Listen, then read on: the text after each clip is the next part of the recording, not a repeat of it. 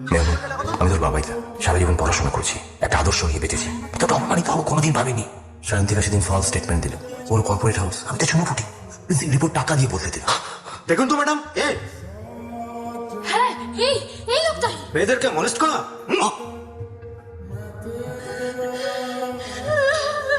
বলতে পারবো না কাউকে সত্যিটা কি, কেউ তো বিশ্বাস করবে না।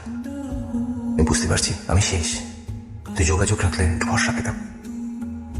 শুধু মনে হয়েছিল একজন আছে যে আমাকে ভালোবাসে, বিশ্বাস করে, তাই এই চিঠি। আমাকে ভুল বুঝিস না, আমি এই অপমান আর মেনে নিতে পারছি না। গুড বাই, তোর বাবাইটা। খবর পেলাম তুমি মারা যাওয়ার পরই শান্তিকা রণদেবকে বিয়ে করেছে। সেদিন থেকেই ঠিক করে নিলাম যতদিন না ওই কোম্পানিতে জয়েন করবো, থামবো না। আপনি তো ওখানে অনেকবার ইন্টারভিউ দিয়েছেন, এখনো ইন্টারভিউ চলছে। জানতাম রণদেব ঠিক আমার ফাঁদে পা দেবে, আমিও তাই শান্তিকার পথ অনুসরণ করলাম। আর রণদেব তত আমার কাছে আসতে শুরু করলো। তারপর